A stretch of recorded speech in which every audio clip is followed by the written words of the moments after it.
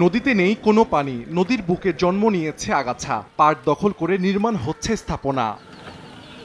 ঝিনাইদহের নবগঙ্গা, কুমার, ডাকুয়া ও কপোতাক্ষ সহ ১২টি নদ নদীর এমন বেহাল অবস্থা। এলাকাবাসী জানান উৎস মুখে বাঁধ দেওয়ার কারণে বন্ধ হয়ে গেছে পানি প্রবাহ। নদী পাড়ের একটি বড় অংশ দখল করেছে স্থানীয় প্রভাবশালীরা। এতে নদীর নাব্য ও প্রশস্ততা কমার পাশাপাশি বিলুপ্ত প্রায় মাছ সহ জলজ প্রাণী। শীঘ্রই নদীগুলো খনন করে আগের অবস্থায় ফিরিয়ে আনার দাবি এলাকাবাসী ও পরিবেশবিদদের।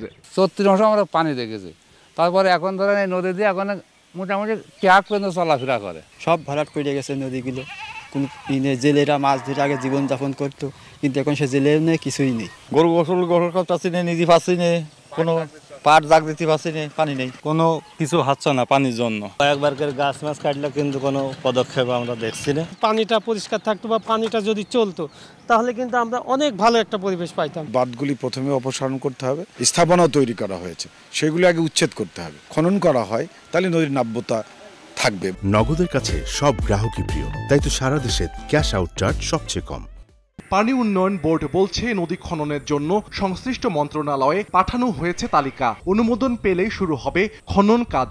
ডিপিপি অলরেডি একদিকে গিয়েছিল, কিছু কারেকশন দিয়েছে, কারেকশন হয়তো ডিপিপিটা পাস হইলেই আমরা হয়তো এইগুলি খনন করতে পারবো বলে আশা করতেছি। জেলা প্রশাসনের তথ্য মতে ঝিনাইদহের ওপর দিয়ে বয়ে যাওয়া ১২টি নদীর আয়তন ১৬৪১.৭৫ হেক্টর। সময় সংবাদ, ঝিনাইদহ।